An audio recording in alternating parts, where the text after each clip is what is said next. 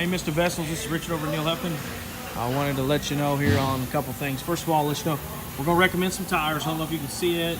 These are real bumpy all the way across here. You got some abnormal wear going on these tires. That tire's kind of like a wave almost, when you think of it that way here on this left one. The right rear as well. It's the same concept.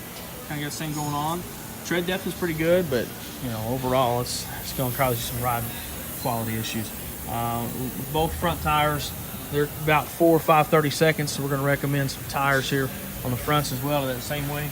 You got power steering fluid leak coming from your rack and pinion there. You can see where the fluid's leaking out of that. We're going to recommend that rack to be replaced. It's actually leaking on both sides of the rack. So that's that. You got a little bit of residual drain off from your oil filter here.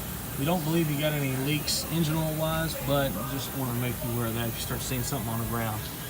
We went ahead and put a screw up in here on your bumper. It was missing. Now, of course, it's gonna slightly hold. It's not gonna be the best hold in the world, but you know, it's gonna work and operational. The other thing too, of course, your SRS light. You had an internal failure of the SRS unit. You can get that same code set for having a low battery voltage or having to jump start your vehicle for any reason. So we'll test that battery here pretty soon, see what you got there. You may recommend that. Of course, we cleared that light. We've started a couple times. Can't get that light to recode. You've got the valve cover leak as well here on the top. This is engine oil. You kind of see where it's getting a little wet and damp all the way around. Now, it's not super bad, but it is definitely something that you're going to want to keep an eye on and take care of eventually. That's pretty much everything. Of course, we'll be in touch with you on those. And just another thing too, you got a couple of fluids. This is your brake fluid. This is your brake fluid. I'm sorry.